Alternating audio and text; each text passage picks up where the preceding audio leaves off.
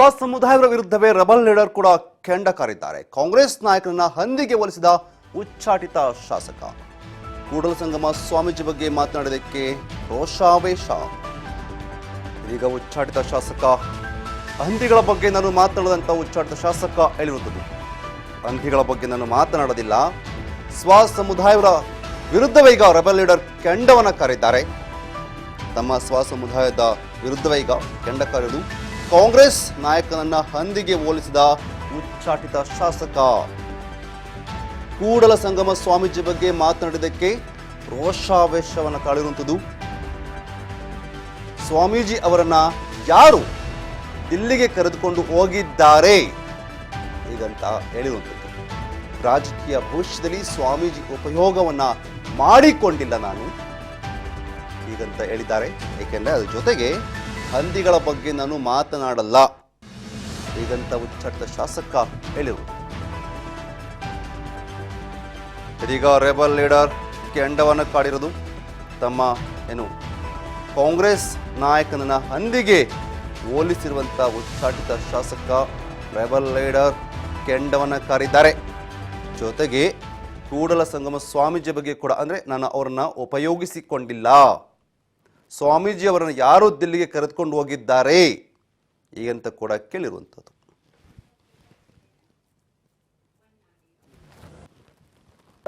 ನೋಡ್ರಿ, ಹಂದಿಗಳ ಬಗ್ಗೆ ನಾನು ಪ್ರಶ್ನೆ ಕೇಳಿದೆ. ಹಂದಿ ಇದ್ದಂಗೆ ಅದು.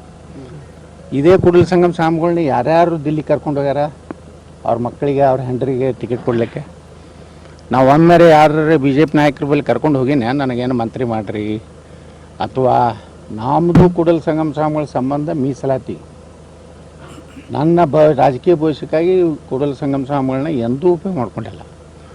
ಅದು ಲಕ್ಷ್ಮೀ ಹೆಬ್ಬಾಳ್ಕರು ಉಪಯೋಗ ಮಾಡ್ಕೊಂಡಾರ, ವಿನಯ್ ಕುಲಕರ್ಣಿನೂ ಮಾಡ್ಕೊಂಡಾನ, ಯಾವ ಹಂದಿ ನಿಮ್ಗೆ ಹೇಳಿದ್ಲ ಹಂದಿನೂ ಮಾಡ್ಕೊಂಡೈತಿ ಅಂತ ಅಯೋಗ್ಯ ಮಾಡ್ತೀವಿ ಅಂತ ಹೇಳಿ ಹೋರಾಟ ಬಿಟ್ಟು ಬರ್ರಿ ಅಂತ ಹೇಳಿ ನನಗನೇ ಅವಶ್ಯ ಇಲ್ರಿ. ಮಂತ್ರಿಯಾಗಿ ಏನು ಮಾಡಂಗದೀವಿ? ಈ ಮಂತ್ರಿ ಇಲ್ಲಾರ್ದೇ ಇಷ್ಟು ಪವರ್ಫುಲ್ ಅದೀವಿ. ಮಂತ್ರಿ ಆದರೆ ಏನು ಸುಮ್ಮ ಮನೆ ಮುಂದೆ ದಿನ ಮುಂದೆ ಹೋಗಿ ಸರ್ ಅನ್ಬೇಕು. ಬೊಮ್ಮ ಮನೆಗೆ ಬರ್ತಿದ್ರು ಕೆಲವು ಮಂತ್ರಿಗಳು, ನಡೆಯಲೇ ಹತ್ತಿದ್ರು. ಎಷ್ಟು ಹತ್ತು ಗೌರವ ಕಳ್ಕೊಂಡು ನಾ ರಾಜಕಾರಣ ಮಾಡಿಲ್ಲ.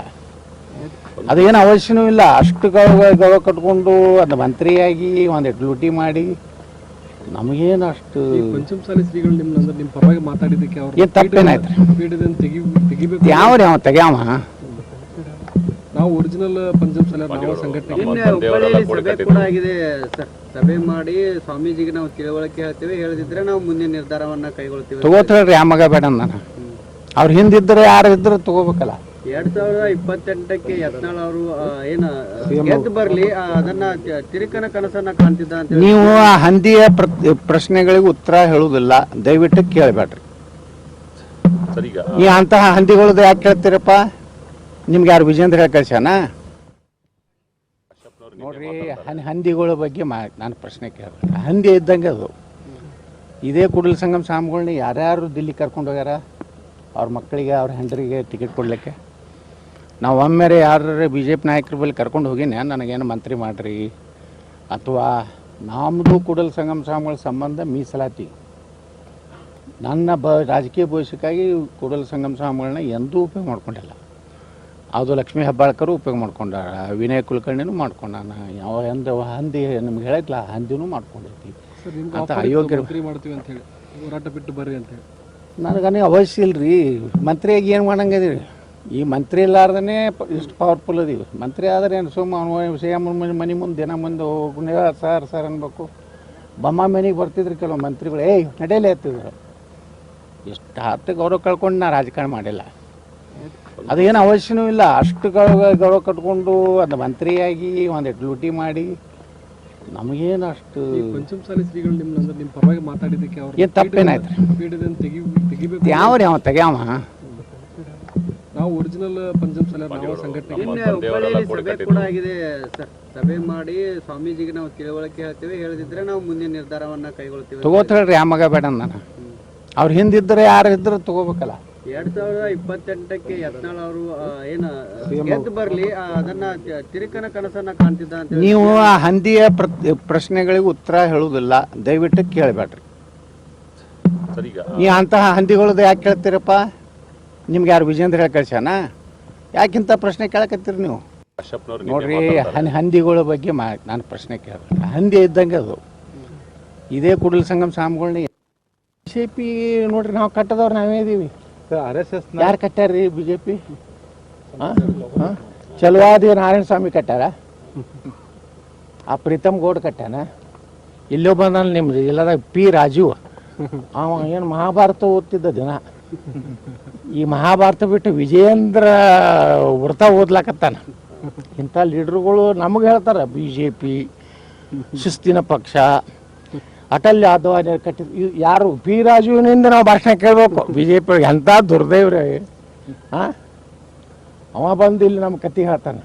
BJP ಯಾರು ನಮ್ಮ ಶ್ಯಾಮ್ ಪ್ರಸಾದ್ ಮುಖರ್ಜಿ ಅವರು ನಮ್ಮ ಇವರು ಕಟ್ಟಿದ್ರು, ಅದು ಹಿಂಗೆ ಬತ್ತು, ಇಷ್ಟನೇ ಹಿಂಗಾಯ್ತು ಅದು ಕತೆ ಹೇಳೋಂತಹ ಮಹಾನ್ ನಾಯಕರು ವಿಜೇಂದ್ರ ಸುತ್ತಮುತ್ತಲಿ ಅಂಥವ್ರು ಅದಾರ ನೋಡಿದ್ರಲ್ಲ. ಒಂದರೆ ಜನಪ್ರಿಯ ನಾಯಕರದಾರ ಅವ್ನ ಸುತ್ತಮುತ್ತಲು. ಅವ್ನು ಪ್ರೀತಮ್ ಗೌಡ ಯಾವಾಗ ಕಾಂಗ್ರೆಸ್ಗೆ ಹೋಗ್ತಾನೋ ಗೊತ್ತಿಲ್ಲ. BJP ನೋಡ್ರಿ, ನಾವು ಕಟ್ಟದವ್ರು ನಾವೇ ಇದೀವಿ. RSS ಯಾರು ಕಟ್ಟಾರ್ರಿ? BJP ಚಲವಾದಿ ನಾರಾಯಣ ಸ್ವಾಮಿ ಕಟ್ಟಾರ? ಆ ಪ್ರೀತಮ್ ಗೌಡ್ ಕಟ್ಟಾನ? ಇಲ್ಲೋ ಬಂದ ನಿಮ್ದು ಇಲ್ಲದ P ರಾಜೀವ್, ಅವ ಏನು ಮಹಾಭಾರತ ಓದ್ತಿದ್ದ ದಿನ. ಈ ಮಹಾಭಾರತ ಬಿಟ್ಟು ವಿಜಯೇಂದ್ರ ವ್ರತ ಓದ್ಲಾಕತ್ತಾನ. ಇಂಥ ಲೀಡ್ರುಗಳು ನಮಗೆ ಹೇಳ್ತಾರೆ BJP ಶಿಸ್ತಿನ ಪಕ್ಷ, ಅಟಲ್ ಯಾದವ್ ಕಟ್ಟಿದ ಯಾರು? P ರಾಜೀವ್ನಿಂದ ನಾವು ಭಾಷಣ ಕೇಳಬೇಕು. BJP ಎಂಥ ದುರ್ದೈವ್ರಿ. ಅವ ಬಂದು ಇಲ್ಲಿ ನಮ್ಮ ಕತೆ ಹೇಳ್ತಾನೆ. BJP ಯಾರು ನಮ್ಮ ಶ್ಯಾಮ್ ಪ್ರಸಾದ್ ಮುಖರ್ಜಿ ಅವರು ನಮ್ಮ ಇವರು ಕಟ್ಟಿದ್ರು, ಅದು ಹಿಂಗೆ ಬತ್ತು, ಇಷ್ಟನೇ ಕೂಡಲ ಸಂಗಮ ಸ್ವಾಮೀಜಿ ಉಪಯೋಗವನ್ನು ಯಾರೆಲ್ಲ ಪಡ್ಕೊಂಡಿದ್ದಾರೆ, ಯಾರೆಲ್ಲ ದಿಲ್ಲಿಗೆ ಕರ್ಕೊಂಡೋಗಿ ತಮ್ಮ ಮಕ್ಕಳ ಪರವಾಗಿ ಬ್ಯಾಟನ್ನು ಬೀಸ್ಕೊಂಡಿದ್ದಾರೆ, ತಮ್ಮ ಪರವಾಗಿ ತಮ್ಮ ಮಕ್ಕಳ ಪರವಾಗಿ ಗೊತ್ತಿರೋಂಥ ವಿಚಾರ ನಾವೇನು ಅದನ್ನು ಹೇಳಬೇಕಾಗಿಲ್ಲ ಮಾತ್ರ ಹೇಳಿದೆ. ಅದಲ್ಲದೆ ಸ್ವಸಮುದಾಯದಂಥ ವಿನಯ್ ಕುಲಕರ್ಣಿ ಇರ್ಬೋದು, ಲಕ್ಷ್ಮೀ ಬಳಕರ್ ಇರ್ಬೋದು, ಅವ್ರಿಗೂ ಮೇಲೂ ಕೂಡ ಹರಿಯಾದಿದ್ದಾರೆ ರೆಬಲ್ ಶಾಸಕ ಯತ್ನಾಳ್ ಅವರು. ಏನು ಬೆಳಗಾವಿಯಲ್ಲಿ ಬೆಳಗಾವಿಯಲ್ಲಿ ಮಾತಾಡಿದಂಥ ರೆಬಲ್ ಶಾಸಕ ಯತ್ನಾಳ್ ಎಲ್ಲ ವಿರುದ್ಧ ಕೂಡ ಹರಿಹಾಯ್ದಿರೋದು. ಜೊತೆಗೆ ಕಾಶಪ್ಪನ ಬಗ್ಗೆ ಕೂಡ ಹೇಳಿರುವಂಥದ್ದು ಇಲ್ಲಿ. ಯಾರೀ ಅದು? ಅಷ್ಟೆಲ್ಲನೇ ಹಂದಿಗೆ ಹೋಲಿಸಿ ಮಾತನಾಡಿದ್ದಾರೆ. ಹಂದಿಗಳ ಬಗ್ಗೆ ಎಲ್ಲ ಮಾತನಾಡಲ್ಲ ರೀ, ಯಾಕ್ರಿ ಬೇಕು ಅವ್ರ ಬಗ್ಗೆ ಎಲ್ಲ? ಇಂಡೈರೆಕ್ಟಾಗಿ ವಿಜೇಂದ್ರ ಕೂಡ ಉಗ್ದಿರೋದು, ವಿಜೇಂದ್ರ ಕೂಡ ಹೇಳಿದ್ರು. ಅವ್ರು ಕಳಿಸಿರುವಂಥರ ಬಗ್ಗೆ ನೀವು ಇನ್ನೊಂದು ಅವ್ರು ಕಳಿಸಿರೋದು, ಅವ್ರು ಏನಕ್ಕೆ ಕೇಳ್ತಾರೆ, ನೀವೇನೇ ನನ್ನ ಹತ್ರ ಬಂದ. ಕೂಡಲ ಸಂಗಮ ಶ್ರೀ ಬದಲಾವಣೆ ಹೇಳಿಕೆಗೆ ಯತ್ನಾಳೀಗ ಆಕ್ರೋಶ ವ್ಯಕ್ತಪಡಿಸಿದ್ದಾರೆ. ಕಾಶಪ್ಪನವರ ಬಗ್ಗೆ ಪ್ರಸ್ತಾಪ ಮಾಡ್ತಾ ಆಸ್ತಿ ವಿಚಾರ ಪ್ರಸ್ತಾಪಿಸಿ ಉಚ್ಚಾಟಿತ ಶಾಸಕ ಯತ್ನಾಳ್ ಹೇಳಿಕೆ ಕೊಟ್ಟಿರೋದು.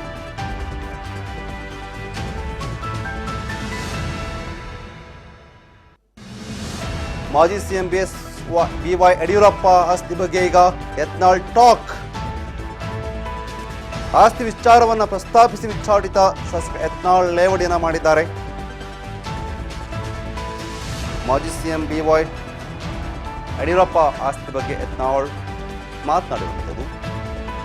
ಆಸ್ತಿ ವಿಚಾರವನ್ನು ಪ್ರಸ್ತಾಪಿಸಿ ಉಚ್ಚಾಟಿತ ಶಾಸಕ ಯತ್ನಾಳ್ ಲೇವಡಿಯನ್ನು ಮಾಡಿದರು. ಇದೇ ವಿಚಾರ ಕೂಡಲ ಸಂಗಮದ ಸ್ವಾಮೀಜಿ ಜೊತೆಗೆ ಮಾಜಿ ಸಿಎಂ BY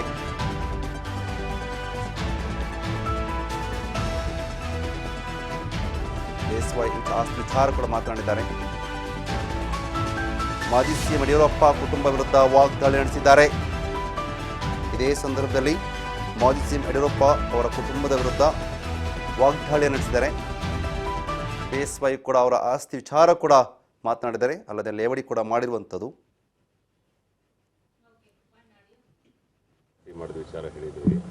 ಇಲ್ಲ ಅಂತ ಹೇಳಿ ಅವ್ನು ಡಿಕ್ಲೇರ್ ಮಾಡಿರಿ. ವಿಜಯೇಂದ್ರ ನಾನು, ನಮ್ಮ ಅಪ್ಪ, ನಮ್ಮ ಅಣ್ಣ, ನನ್ನ ಅಕ್ಕ, ತಂಗಿ, ನನ್ನ ಹೆಂಡತಿ, ಮಕ್ಕಳ ಹೆಸರಲ್ಲೇ ಯಾವುದೇ ಬ್ಯಾಂಕ್ನಾಗ ಖಾತೆ ಇಲ್ಲ, ವಿದೇಶದ್ದು ಎಲ್ಲೂ ಆಸ್ತಿ ಮಾಡಿಲ್ಲ, ಸ್ವಿಸ್ ಬ್ಯಾಂಕ್ ಆದಿಯಾಗಿ ಆಗಿಲ್ಲ ಅಂಥೇಳಿ ಅವ್ರು ಯಡಿಯೂರು ಸಿದ್ದಲಿಂಗೇಶ್ವರ ಅವ್ರ ಮನೆ ದೇವ್ರು ಅದಾರಲ್ಲ, ಅವ್ರ ಅಪ್ಪಗೆ ಹೆಸರು ಇಟ್ಕೊಂಡು ಅಲ್ಲಿ ಯಡಿಯೂರಪ್ಪ ಅಂತಾಳೆ, ಅಲ್ಲಿ ಹೋಗಿ ಆಣೆ ಮಾಡಿ ಹೇಳಿ ರಾಜ್ಯದ ಜನರಿಗೆ, ನಾ ರೈತನ ಮಗ, ರೈತರಿಗೆ ಬಜೆಟ್ ಕೊಟ್ಟಿನ ಅಂತ ಹೇಳೋರು ವಿದೇಶನಾಗ ಯಾಕೆ ಆಸ್ತಿ ಮಾಡಿದ್ರಪ್ಪ?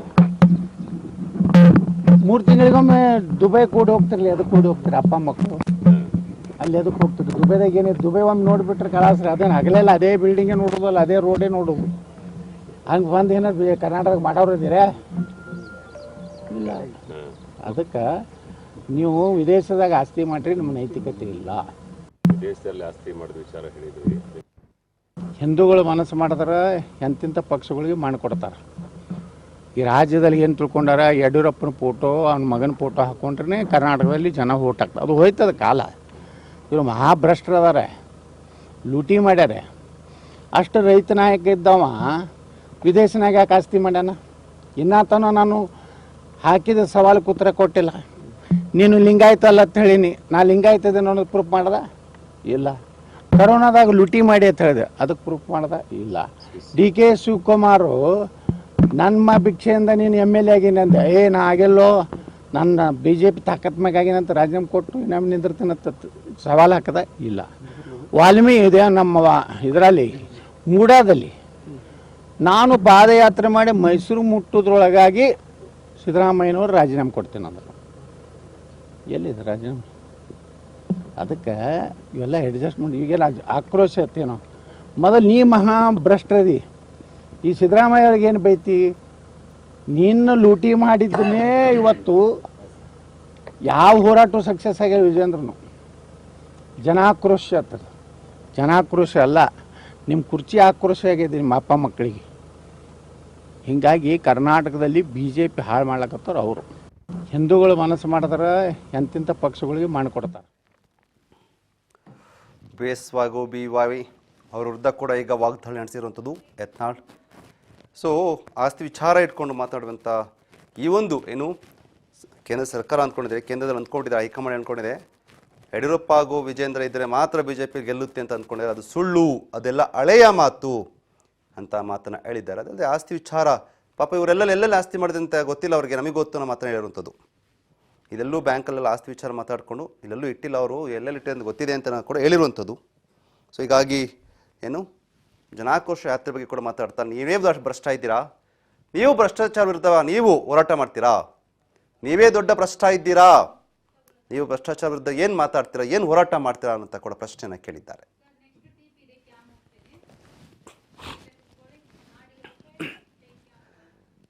ಯತ್ನಾಳ್ ಪರವಾಗಿ ಸ್ವಾಮೀಜಿ ನಿಂತಿರುವ ಆರೋಪ ವಿಚಾರ ಮಹಿಳಾ ಮತ್ತು ಮಕ್ಕಳ ಇಲಾಖೆ ಸಚಿವೆ ವಿರುದ್ಧ ಶ್ರೀ ಅಸಮಾಧಾನ. ಸಚಿವೆ ಲಕ್ಷ್ಮೀ ಹೆಬ್ಬಾಳ್ಕರ್ ಪರವಾಗಿ ಕೂಡ ನಮ್ಮ ಪೀಠ ನಿಂತಿದೆ. ಇನ್ನೊಬ್ಬರ ಪರವಾಗಿ ನಿಂತಾಗ ಅಸಮಾಧಾನವನ್ನು ವ್ಯಕ್ತಪಡಿಸಬಾರದು.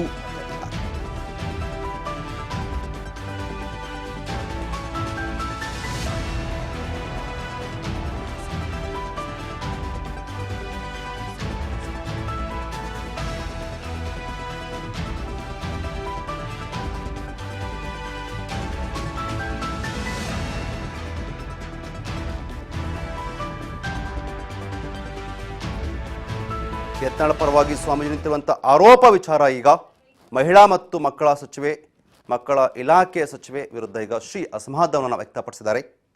ಅಂದರೆ ಇನ್ನೊಬ್ಬರ ಪರವಾಗಿ ಲಕ್ಷ್ಮೀ ಹೆಬ್ಬಾಳ್ಕರ್ ಪರವಾಗಿ ಕೂಡ ನಮ್ಮ ಪೀಠ ನಿಂತಿದೆ, ಇನ್ನೊಬ್ಬರ ಪರವಾಗಿ ಕೂಡ ನಿಂತಾಗ ಅಸಮಾಧಾನ ವ್ಯಕ್ತಪಡಿಸಬಾರ್ದು, ಇಂಥವರ ಪರವಾಗಿ ನಿಂತಿಲ್ಲ ಅನ್ನೋದನ್ನು ತೋರಿಸ್ಕೊಡ್ಲಿ.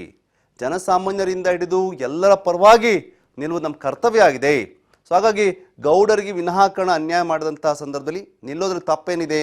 ಬೆಳಗಾವಿಲಿಗಂತ ಜಯ ಮೃತ್ಯುಂಜಯ ಸ್ವಾಮೀಜಿ ಅಸಮಾಧಾನ ವ್ಯಕ್ತಪಡಿಸಿದ್ದಾರೆ. ಏಕೆಂದರೆ ಇವರ ನಾಡಿನ ಜನತೆ ಇವತ್ತು ಬಸವನಗೌಡರು ಉತ್ತರ ಕರ್ನಾಟಕ ಪರವಾಗಿ ಹೋರಾಟ ಮಾಡಿದ ಪರಿಣಾಮ ನಮ್ಮ ಸಮುದಾಯ ಅಷ್ಟೇ ಅಲ್ಲ ಉಳಿದ ಅನೇಕ ಜನಾಂಗದವರ ಪರವಾಗಿ ಮೀಸಲಾತಿಗಾಗಿ ಹೋರಾಟ ಮಾಡಿದ ಪರಿಣಾಮ ಮತ್ತು ನಂಬಿರುವಂಥ ತತ್ವ ಸಿದ್ಧಾಂತಗಳು ಹಿಂದುತ್ವದ ಪರವಾಗಿ ಹೋರಾಟ ಮಾಡಿದ ಪರಿಣಾಮ ಇಡೀ ಕರ್ನಾಟಕ ಜನತೆ ಅವ್ರ ಪರವಾಗಿದೆ. ಆ ಕಾರಣಕ್ಕೋಸ್ಕರವಾಗಿ ನಮ್ಮ ಹೋರಾಟಕ್ಕೆ ದುಡಿದ ಪರಿಣಾಮ ಅವರ ಕಷ್ಟ ಕಾಲದಲ್ಲಿ ನಾವೆಲ್ಲ ಇರಬೇಕಾಗಿರೋದು ನಮ್ಮ ಕರ್ತವ್ಯ. ಅದು ನಮ್ಮ ಭಾರತೀಯ ಸಂಸ್ಕೃತಿ, ಗುರು ಸಂಸ್ಕೃತಿ. ಒಬ್ಬ ಶಿಷ್ಯನಿಗೆ, ಒಬ್ಬ ಭಕ್ತನಿಗೆ ಯಾರಾದರೂ ಕುತಂತ್ರದ ಮೂಲಕ ಅನ್ಯಾಯ ಮಾಡಿದರೆ, ಮೋಸದ ಮೂಲಕ ಅನ್ಯಾಯ ಮಾಡಿದರೆ ಅವ್ರ ಜೊತೆ ಇರುವಂಥದ್ದು ನಮ್ಮ ಸಂಸ್ಕೃತಿ. ಹಿಂದೆ ಯಡಿಯೂರಪ್ಪನವರು ಮುಖ್ಯಮಂತ್ರಿ ಕೆಳಗಿಳಿದ ಸಂದರ್ಭ ಆಗಿರ್ಬೋದು, ಅವರನ್ನು ಮುಖ್ಯಮಂತ್ರಿ ಮಾಡಿಸಿದ ಅನೇಕ ಮಠಾಧೀಶರು ಅವ್ರ ಪರವಾಗಿ ಮಾತಾಡ್ತಿದ್ರು. ಸ್ವತಃ ಸಿದ್ಧಗಂಗೆ ಶ್ರೀಗಳವರು ಮಾತಾಡ್ತಿದ್ರು. ಉದ್ದೇಶ ಏನು? ಸಮುದಾಯದ ನಾಯಕರಿಗೆ ಅನ್ಯಾಯ ಆಗಬಾರ್ದು ಅಂತೇಳಿ. ಹಾಗಾಗಿ ನಾನು ನಮ್ಮ ಸಮುದಾಯದ ನಾಯಕನಿಗೆ ಅನ್ಯಾಯ ಆದಾಗ ನಾನು ಅವ್ರ ಪರ ನಿಲ್ಲೋದು ನನ್ನ ಕರ್ತವ್ಯ. ಗೌಡರು ಒಬ್ಬರೇ ಅಲ್ಲ, ಈ ನಾಡಿನೊಳಗೆ ಯಾರು ಮೀಸಲಾತಿ ಹೋರಾಟಕ್ಕೆ ದುಡ್ದಾರಲ್ಲ, ಅವನು ಯಾವುದೇ ಜಾತಿಯಲ್ಲಿ ಯಾವುದೇ ಪಕ್ಷದಲ್ಲಿ ಒಬ್ಬ ದನಕಾಯಿ ಹುಡುಗನ ಅನ್ಯಾಯ ಆದಾಗೋ ಅವ್ರ ಪರ ನಿಲ್ಲೋದು ನನ್ನ ಬದ್ಧತೆ. ಅದನ್ನು ಮಲೆಮಹದೇಶ್ವರ ಬೆಟ್ಟದಲ್ಲಿ ಪ್ರಮಾಣ ಮಾಡಿಬಿಟ್ಟಿದ್ದಾರೆ. ಆ ಪ್ರಕಾರವಾಗಿ ನಮ್ಮ ಸಮಾಜ ಮೀಸಲಾತಿ ಹೋರಾಟಕ್ಕೆ ತನು ಮನ ಧನದಿಂದ ನಿಸ್ವಾರ್ಥವಾಗಿ ಸರ್ಕಾರನ ಎದುರಾಕೊಂಡು ಒಳಗೂ ಮತ್ತು ಹೊರಗೂ ದುಡಿದಂತಹ ಬೆರಳೆಣಿಕೆ ವ್ಯಕ್ತಿಗಳಲ್ಲಿ ಅಗ್ರಗಣ್ಯರು ನಮ್ಮ ಬಸವನ ಪಾಟೀಲ್ ಯತ್ನಾಳ್ ಅವರು.